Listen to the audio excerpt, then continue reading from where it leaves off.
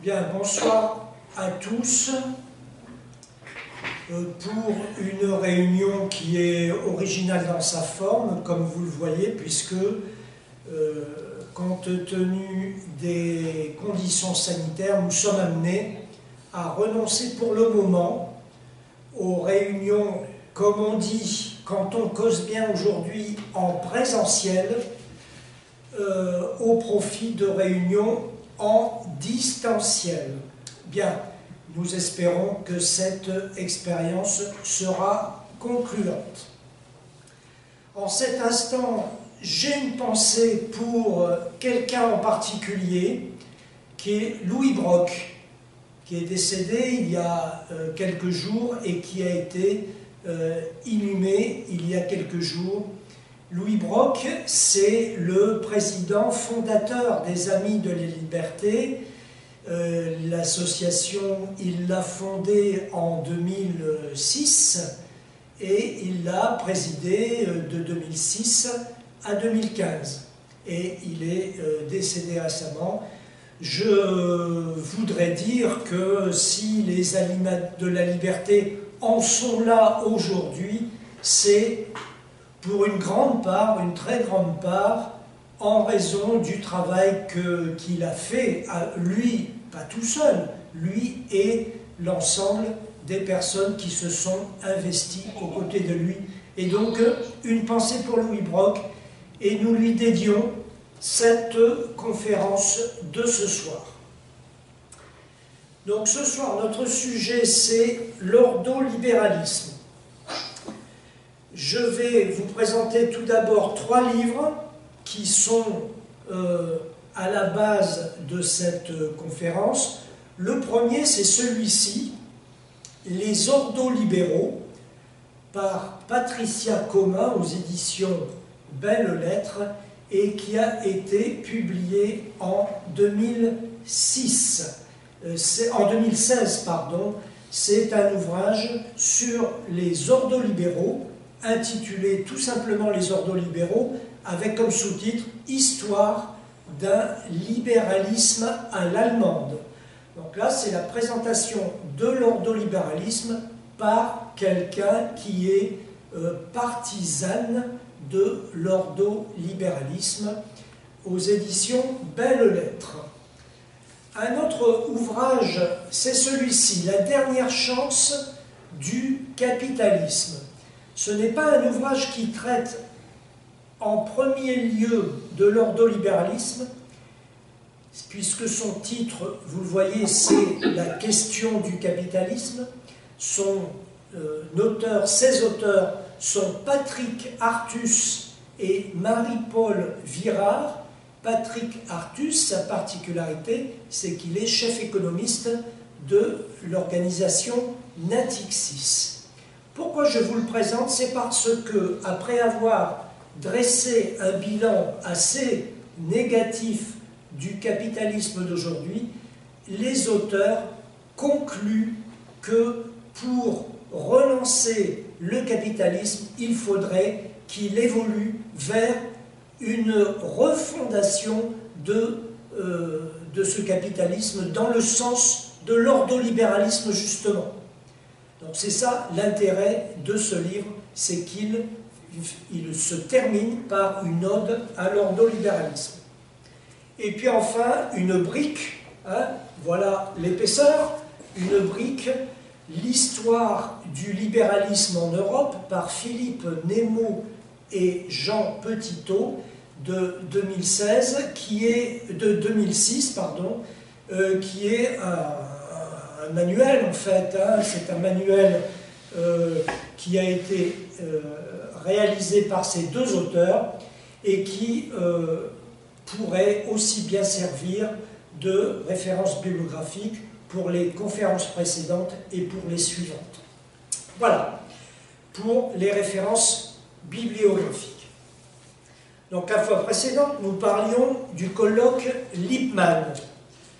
Et nous avons vu que ce colloque n'a pas seulement permis aux participants de se mettre d'accord sur leur désaccord, selon l'expression commune, il s'est aussi conclu très concrètement, même si c'est de justesse, certes, mais il s'est conclu très concrètement par un agenda du libéralisme, on pourrait dire du néolibéralisme, dont la principale disposition, la principale innovation est de reconnaître explicitement et formellement à l'État, pour la première fois, un rôle de régulateur juridique des institutions servant de cadre au développement des activités économiques.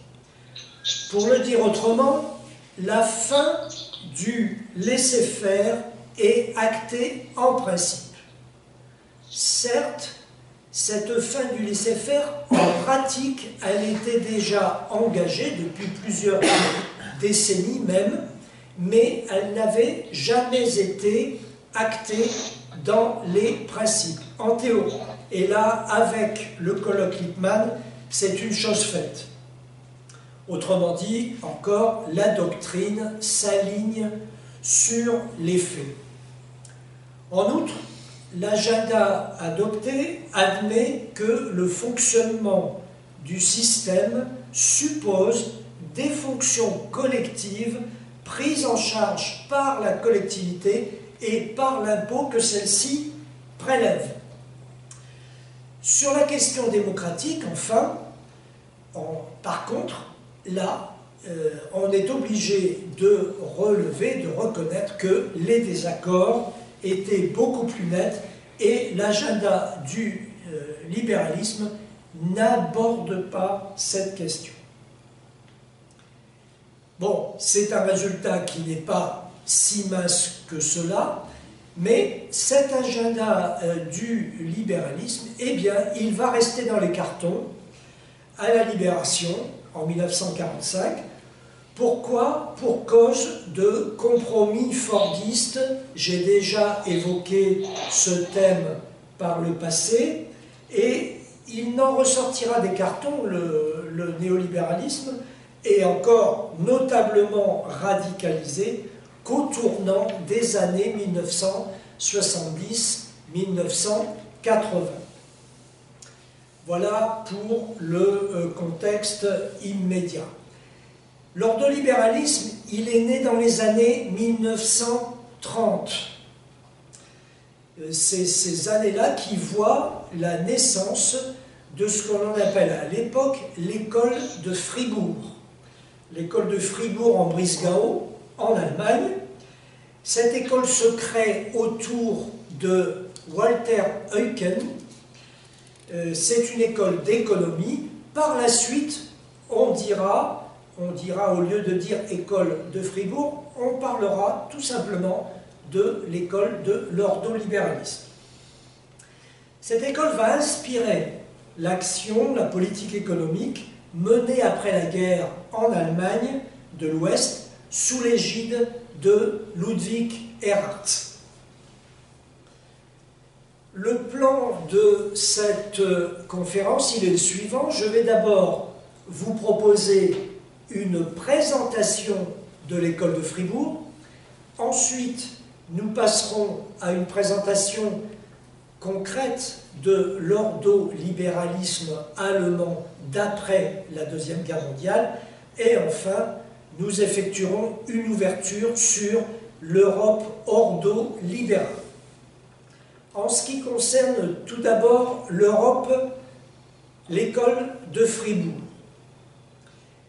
Elle se constitue au cours d'une équipe d'une demi-douzaine de personnes au début des années 1930, d'abord donc autour de Walter Eucken. Je suis désolé. Ah, il y a un son qui s'est introduit parmi nous. Donc l'école de Fribourg se forme autour d'une demi-douzaine de personnes. Tout d'abord l'économiste Walter Eucken, et puis deux juristes, Franz Böhm, Hans Grossmann Dörth, qui vont être rejoints assez rapidement par d'autres économistes, Wilhelm Röpke Alexander Rustov et Alfred Müller-Armack. Voilà le petit nombre, le petit groupe de personnes qui vont animer dans les premières années, dans la première décennie, l'école de Fribourg. Un petit rappel du contexte dans lequel ces personnes vont travailler, c'est-à-dire les années 1930. Il faut rappeler qu'après la Grande Guerre, après la guerre 14-18, la République de Weimar affronte de graves problèmes économiques et politiques. Pour régler les indemnités de guerre, en effet, la République de Weimar est amenée à faire fonctionner la planche à billets et cela conduit inexorablement à de l'hyperinflation, notamment à partir de 1923. Et puis après va venir, bien sûr, la grande crise, la grande dépression qui commence en 1929 aux États-Unis et qui se propage en Europe à partir de 1930, 30, 31 et les années suivantes. Et tout cela se fait dans un contexte de forte mobilisation des masses populaires. Au final, tout cela va déboucher sur le naufrage de la République de Weimar et, vous le savez, bien sûr, l'accession de Hitler au pouvoir. Au plan international, ce n'est guère mieux, puisque c'est la Grande Dépression en 1929, le libéralisme paraît chanceler, et dans le même temps, alors que dans le même temps, les plans économiques quinquennaux de l'URSS, eux, impressionnent, leurs résultats impressionnent tout le monde. Des économistes ont commencé de formuler des propositions, en particulier John Maynard Keynes, qui plaide pour une intervention de l'État dans l'économie pour pallier les insuffisances du marché livré à lui-même. D'autres vont intervenir, pas forcément sur la même ligne, bien entendu, mais je veux citer ici Ludwig von Mises, qu'on retrouvera quand on va parler de Hayek, ou bien Hayek lui-même, qui soutiennent, eux, que les problèmes que rencontre le libéralisme ne viennent pas de trop de libéralisme, mais au contraire de pas assez de libéralisme. Alors voilà un ensemble déjà de positions sur les causes de la crise.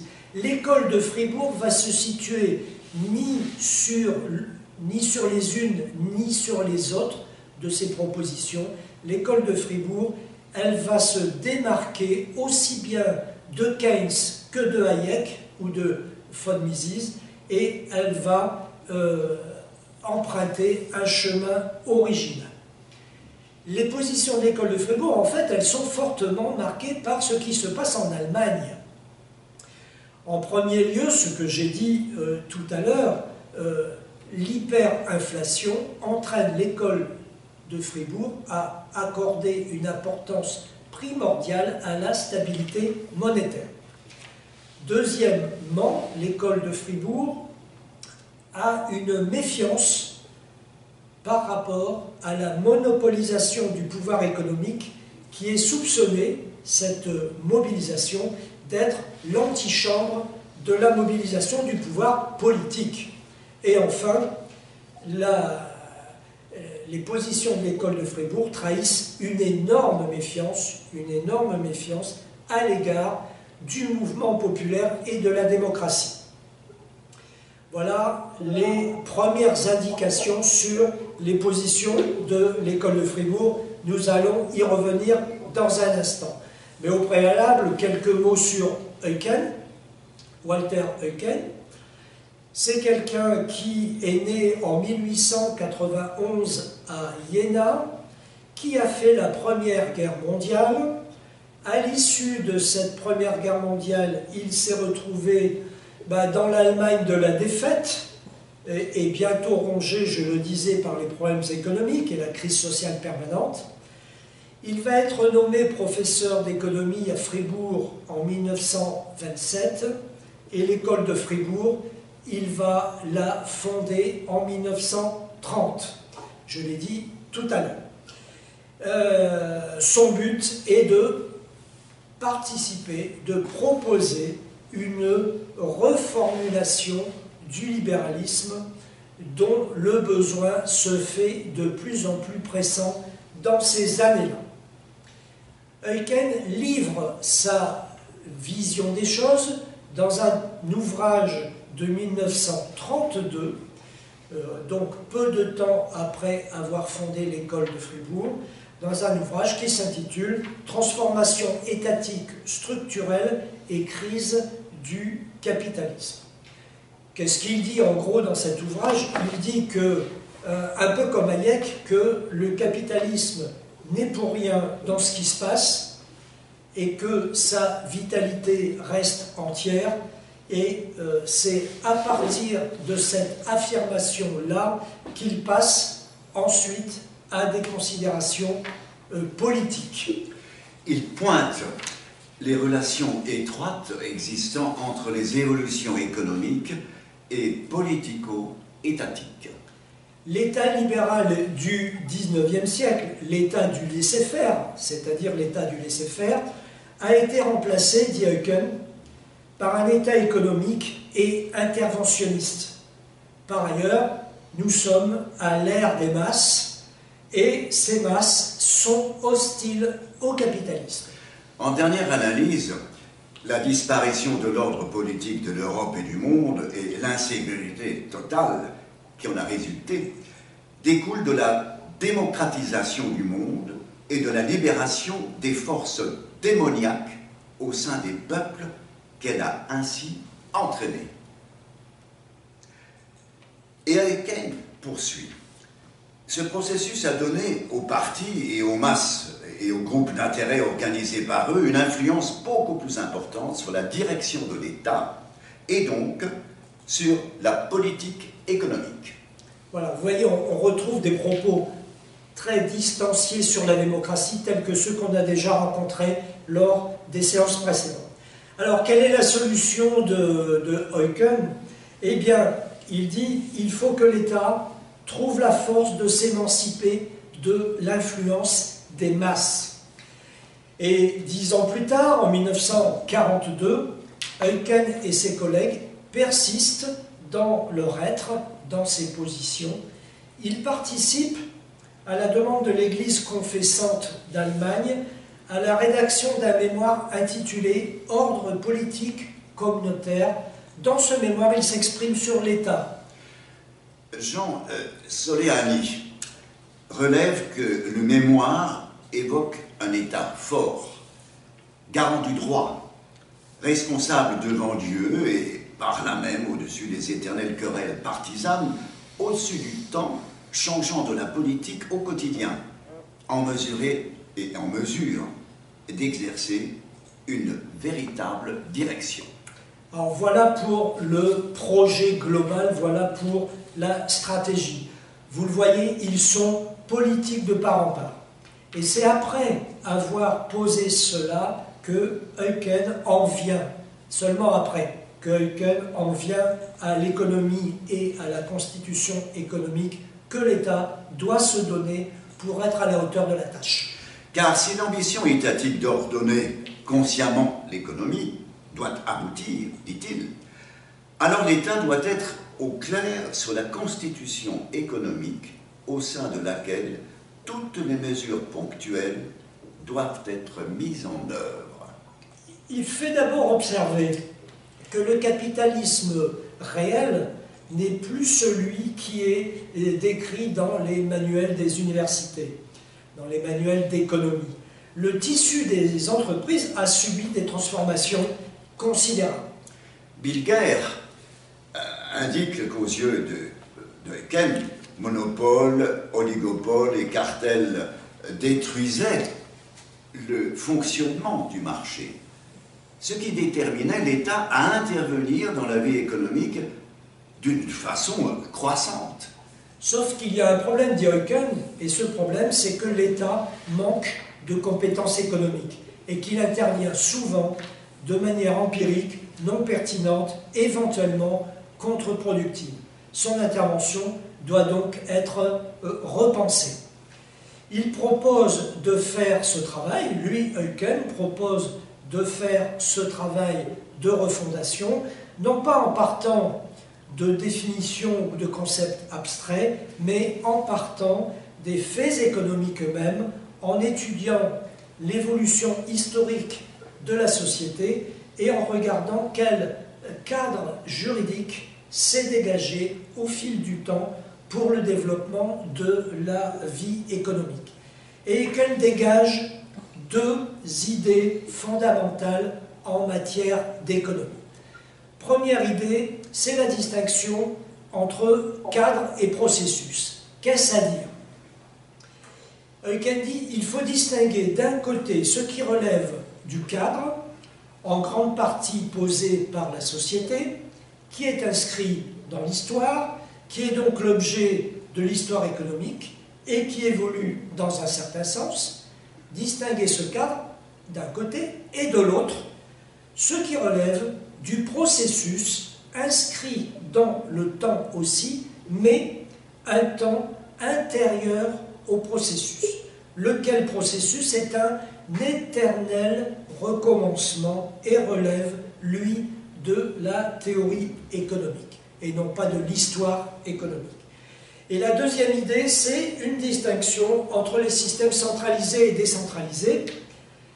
Qu'est-ce à dire? Eucken dit qu'il faut distinguer les systèmes centralisés et les systèmes décentralisés, sachant que les systèmes concrets sont rarement des modèles purs, soit centralisés, soit décentralisés. Ce sont souvent des mélanges entre ces modèles purs. Et c'est bien là le problème, parce que pour Eucken, le fait pour une société de fonctionner à partir de systèmes mixtes, qui sont des mélanges entre les deux types purs, est un risque de dérive permanent, le risque de dérive étant d'aller en permanence vers un système centralisé. Bilger fait ainsi remarquer que pour Eucken, les politiques de la voie moyenne, aspirant à une synthèse entre laisser-faire et collectivisme, n'ont pas résolu le problème de la direction du processus économique. Eucken pense que ces politiques de la voie moyenne, qui placent les pouvoirs publics sous la pression des groupes d'intérêt, ne donnent que du mauvais. Et il avance sa solution. Bilger la formule ainsi. Le processus ne peut être dirigé que par les mécanismes assurant automatiquement la coordination des intérêts. Et ces mécanismes, dit Eucken, sont des créations de la société en vue de son bien-être et de celui de ses membres. Eucken propose donc de confier à l'État la conception et la mise en œuvre d'un système, ce qu'il appelle un système de concurrence parfaite.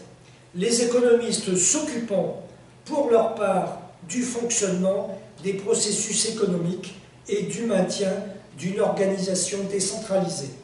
Alors cette opposition, ce n'est ni le laisser-faire, parce que, pourquoi? Eh bien parce que l'État pose le cadre, ce n'est pas non plus la planification, puisque le système, il est décentralisé, et ce n'est pas non plus la troisième voie allant dans le sens d'un interventionnisme débridé et le laisser-faire.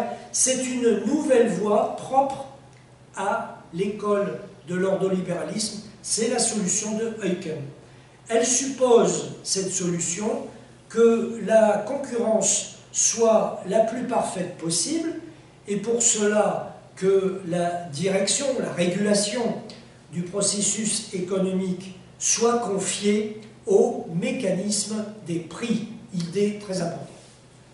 Commentaire de Bilger. Si aucun groupe n'exerce un effet de domination sur le marché, la formation du prix peut s'apprécier politiquement comme un véritable plébiscite permanent de tous les sujets économiques. Et dit Eucken, pour qu'aucun groupe n'exerce un effet de domination sur le marché, eh bien, il faut que l'État, émanation de la société, pose un cadre, c'est-à-dire une constitution économique, et veille au respect de celle-ci, de la Constitution, par une police économique. Si on se résume, pour ce qui concerne des positions de l'école de Eucken, de l'école de l'ordolibéralisme, si on se résume, le système est basé sur le marché concurrentiel, mais pas à la manière du laisser-faire. Tout cela se passe dans un cadre défini, une constitution économique et avec une police économique. Chacun à sa place, le marché concurrentiel est l'affaire des entreprises, tandis que le cadre est l'affaire de l'État. Voilà la présentation succincte que je pouvais faire, que l'on peut faire, que je souhaitais faire de l'école de Fribourg-en-Brisgau. Alors, qu'est-ce que cela a donné après? Qu'est-ce que cela a donné en Allemagne après la guerre, après la Deuxième Guerre, ce que l'on a appelé, et que l'on continue d'ailleurs d'appeler, l'ordolibéralisme allemand? Dans un premier temps, l'ordolibéralisme n'a pas vraiment embrayé sur ce qui se passait en Allemagne, puisque au sortir de la guerre, l'ordolibéralisme, l'école de Fribourg, elle est assez peu visible. Elle a certes travaillé pendant toute la Deuxième Guerre mondiale à préciser ses positions, ses politiques, mais qui est-ce qui occupait le haut du pavé pendant la guerre? Bien sûr que c'est les économistes interventionnistes du régime nazi, qui est peut-être caractérisé, ce régime nazi, comme un capitalisme d'État autoritaire et interventionniste. Donc l'école de Fribourg, elle va attendre quelques années, surtout à partir de l'arrivée de Ludwig Erhard, pour se manifester.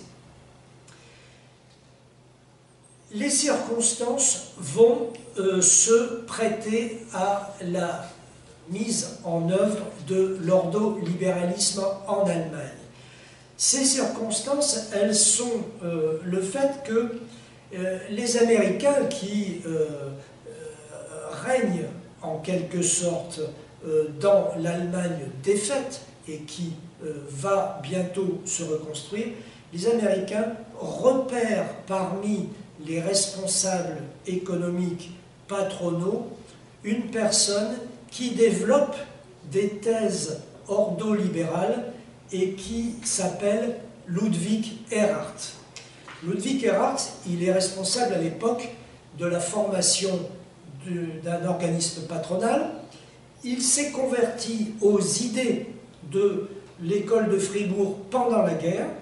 En 1945, on le retrouve ministre de l'économie de la Bavière, puis on le retrouve membre du comité d'experts chargé d'administrer les finances de la Bisonne, c'est-à-dire la zone anglo-américaine. En 1948, il est directeur de l'administration économique de la Bisonne anglo-américaine. En 1949, il accède aux responsabilités de ministre des Finances de la République fédérale d'Allemagne qui vient d'être créée, et responsabilité qu'il ne quittera qu'en 1963, c'est-à-dire 14 ans plus tard, et pour devenir chancelier de la République fédérale d'Allemagne. Ludwig Erhard va être chancelier de la République fédérale d'Allemagne de 1963 à 1966. Erhard, c'est quelqu'un qui va agir vite et fort. Aussitôt installé dans ses responsabilités, il va agir vite et fort. Le jour même de la création du Deutschmark, le 20 juin 1948, une Deutschmark créée par les autorités d'occupation.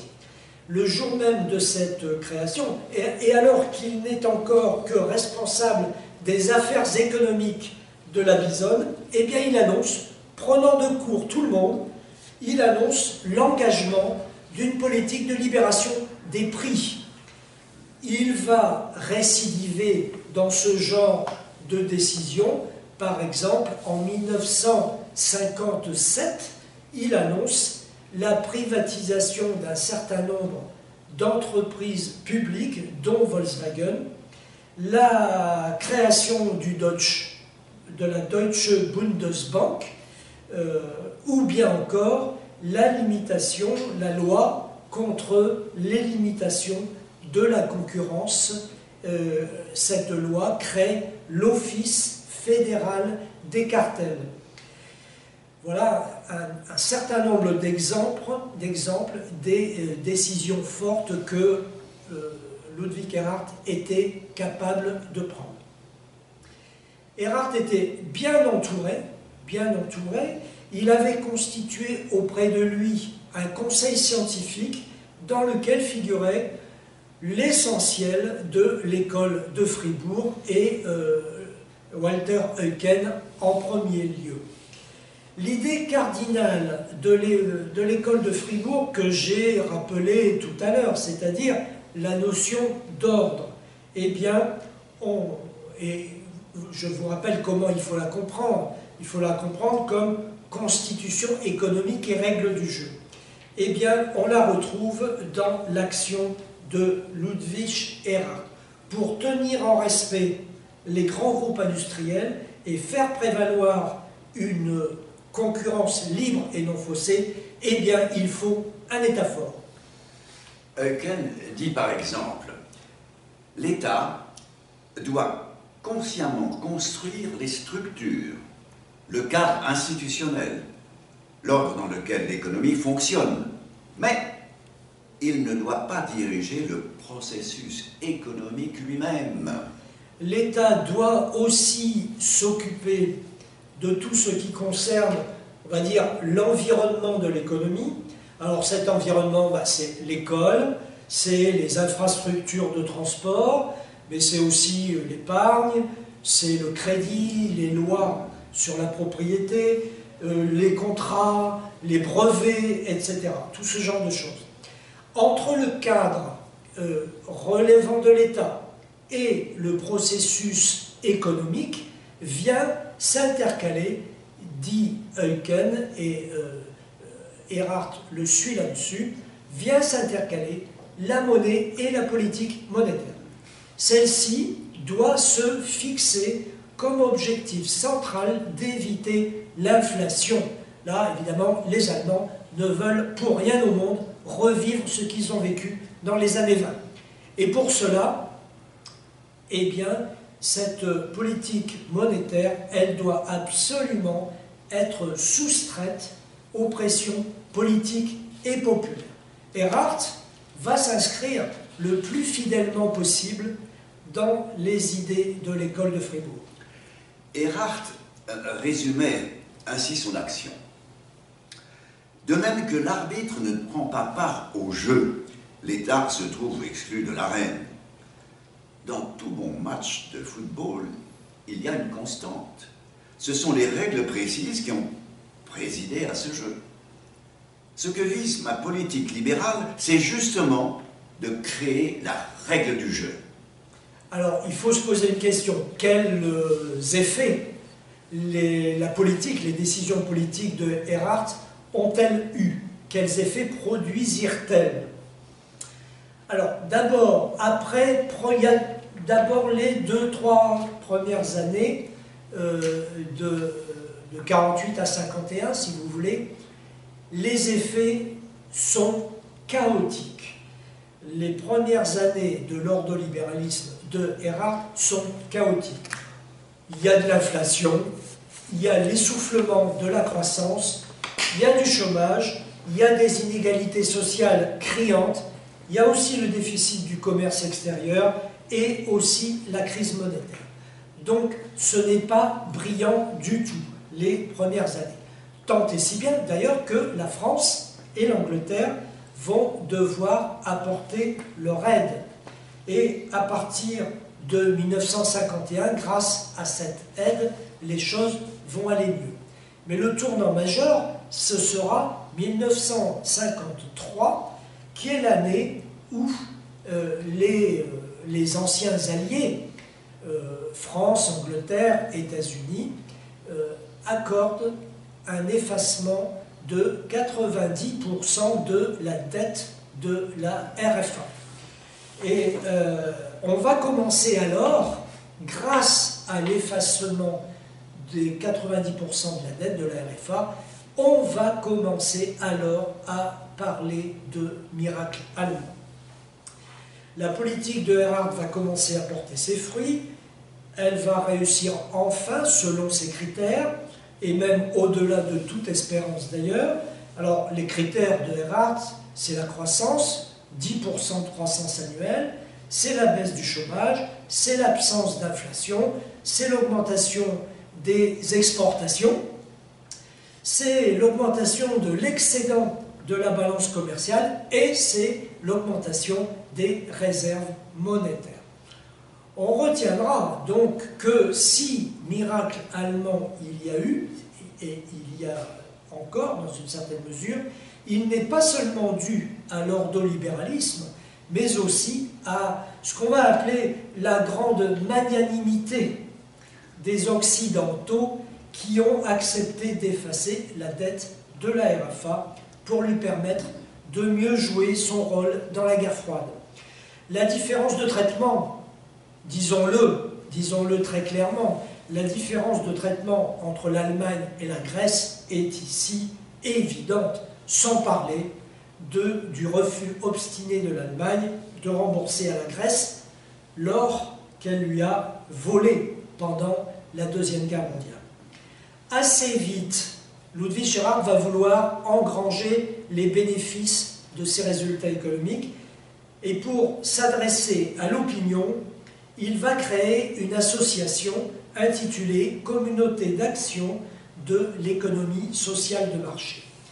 Erhard en fera évidemment partie, ainsi que l'essentiel de l'école de Fribourg, que l'on appelle maintenant les ordolibéraux. La politique de Erhard va aussi faire la percée dans l'establishment politique. Par exemple, en premier lieu, les chrétiens démocrates de la CDU, qui vont se rallier à l'ordolibéralisme de Erhard dès 1949.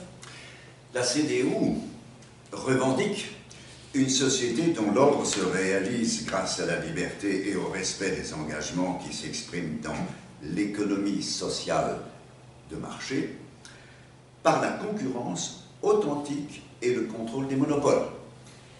De la même manière, le Parti social-démocrate, le SPD, va se rallier aussi.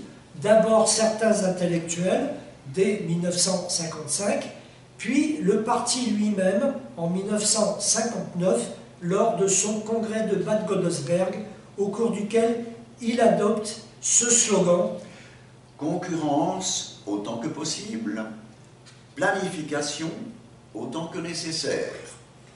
Ces ralliements, à quoi tiennent-ils? Ils tiennent au fait que, en réalité, la politique de Ludwig Erhard n'est pas un ordolibéralisme pur, non plus. C'est pas chimiquement pur, cette affaire-là. Il devait tenir compte, Erhard, de données qui le dépassaient. En premier lieu, des données historiques. Et parmi ces données historiques, il y en a une énorme, c'est l'héritage de l'État social bismarckien, auquel aucun Allemand n'est prêt à renoncer. Mais aussi des données relatives au contexte sociopolitique. Et là, il faut citer l'action de Konrad Adenauer, le chancelier sous l'autorité duquel Ludwig Erhard agit. Et Konrad Adenauer est amené, pour répondre à la rigueur salariale que le régime allemand a fait régner, Konrad Adenauer est amené à lâcher des petites choses. Et en particulier, il va lâcher la cogestion.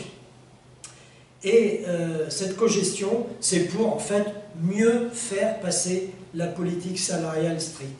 De sorte que, on peut dire que l'ordolibéralisme de Ludwig Erhard était sérieusement matiné d'État social bismarckien. François Denord dit dans une publication que c'était Eucken plus Bismarck. Ce dernier estime que l'ordolibéralisme est devenu un fonds culturel commun que chacun interprète à sa guise. Plus ou moins de concurrence, plus ou moins d'interventionnisme et de planification, plus ou moins de cogestion, plus ou moins d'éducation et de social. Voilà, si on se résume, entre le concept de l'ordolibéralisme tel que je l'ai exprimé tout à l'heure en décrivant les thèses de l'école des Fribourg, ou bien il y a quelques minutes en citant des passages de Eucken, eh bien entre ce concept et la figure historique qu'a prise l'ordolibéralisme allemand, il y a un écart substantiel. Bien, ça, voilà comment on peut présenter l'ordolibéralisme allemand à la mode de Ludwig Erhard. Mais l'ordolibéralisme allemand ne s'est pas arrêté en si bon chemin. Il ne s'est pas contenté de se mettre en œuvre, de s'appliquer en Allemagne. Il a connu aussi de beaux jours au niveau européen, tout simplement. L'Europe que nous connaissons, que nous voyons se développer sous nos yeux, est très largement une Europe ordolibérale. Et c'est la troisième partie de mon intervention. On retrouve dans les institutions européennes beaucoup de choses de l'ordolibéralisme et, j'oserais dire, cette fois-ci presque à l'état chimiquement pur. L'influence ordo, elle est nette dès la négociation du traité de Rome en 1957. François Denord indique que la plupart des Allemands ayant participé à la création du marché commun adhéraient aux thèses néolibérales. De Walter Hallstein, premier président de la Commission européenne, 1958-1967, à Hans von der Groeben, commissaire à la concurrence, 1958-1967, en passant par Alfred Müller-Armack, secrétaire d'État allemand auprès du ministre de l'économie, Ludwig Erhard, 1958 jusqu'en 1963. Le traité de Rome, il institue les 4 libertés économiques fondamentales: la liberté de mouvement des personnes, la liberté des marchandises, la liberté des services et la liberté des capitaux. En outre, aucune politique industrielle volontariste n'est prévue. Bien sûr, on connaît tous une exception, c'est Airbus, ça va de soi, ça fait partie des écarts, là aussi, entre le concept et les figures historiques, ça va de soi. Et puis, enfin, est instituée, en ce qui concerne l'Europe ordolibérale, eh bien, est instituée la politique de la concurrence libre et non faussée, expression que nous connaissons très bien. Denor, Kneibel et Rimbert, dans un article du Monde diplomatique, ajoutent une remarque sur les hauts fonctionnaires de l'Europe ordolibérale. Ils ont reproduit à l'échelon communautaire la stratégie d'Erhard et de son comité d'experts dans l'Allemagne fédérale occupée. Cette influence se fait sentir en particulier pour des dispositions sur la concurrence, car en 1957, quand, au moment où se négocie le traité de Rome, eh bien, l'Allemagne, elle est en train de sortir de plusieurs années de débats, de réflexion sur la question de la concurrence. Et elle vient de prendre une grande loi fédérale sur la concurrence en juillet 1957. Alors, nul doute que les négociateurs allemands qui étaient inscrits dans ce contexte-là, eh bien, nul doute que les négociateurs allemands relayaient évidemment à Rome les solutions de cette loi. De la même manière, la Banque centrale européenne, créée en 1998, eh bien, elle est un des fiefs ordolibéraux les plus remarquables. Mario Draghi le reconnaissait alors qu'il était président de la BCE. La constitution monétaire de la BCE s'ancre fermement dans les principes de l'ordolibéralisme. On retrouve à la BCE les mêmes traits qu'à la Bundesbank, c'est-à-dire indépendance vis-à-vis des institutions démocratiques, mission unique de maintien de la stabilité des prix, et puis aussi le mode de fonctionnement de la BCE qui est calqué sur celui de la Deutsche Bundesbank. Les structures de pilotage européennes sont elles aussi typiquement ordolibérales. Deux grands exemples, les critères de convergence de Maastricht de 1992 et la règle d'or de 2012, 20 ans plus tard. Jens Weidmann, président de la Banque fédérale d'Allemagne, déclare par exemple « Tout le cadre de Maastricht reflète les principes centraux de l'ordolibéralisme et de l'économie sociale de marché. » Denor, Kneibel et Rimbert, que j'ai cité il y a un instant, citent encore ce propos de Hans-Werner Sinn, qui est un économiste très influent outre-Rhin. La crise européenne exclut les recettes keynésiennes. Ce n'est pas spécialement ordolibéral, mais c'est tout simplement économique. La Grèce, encore elle, la Grèce a lancé quelque chose. Et nous terminons par ce commentaire de nos trois mêmes auteurs, donc Denor, Kneibel et Rimbert. Le cadre d'Eucken s'est mué en cage de fer. Voilà. Merci pour votre attention. Notre prochaine conférence, mercredi prochain, elle sera consacrée à Friedrich Hayek.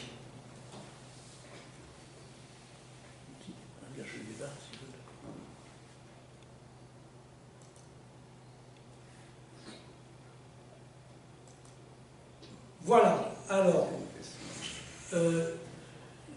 nous nous retrouvons maintenant à 6, si je ne m'abuse. Oui, c'est ça, oui. C'est ça, nous sommes 6.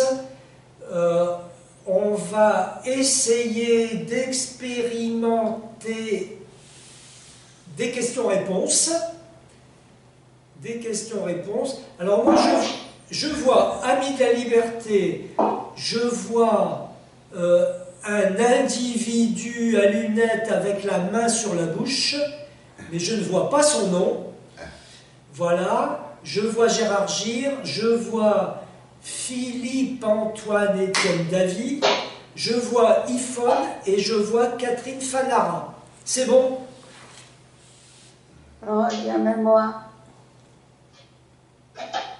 Excusez-moi, mais moi je vais devoir vous quitter maintenant. Allez, au revoir Merci donc. pour l'exposé. Merci beaucoup pour votre exposé. Merci. Excusez-moi. Il sera mis en vidéo Alors sur bien le sûr, réseau. Hein. cet exposé, comme tous les précédents, va être mis sur le site des Amis de la Liberté. Vous aurez aussi, bien entendu, comme les fois précédentes, le texte, hein, texte et vidéo, comme d'habitude.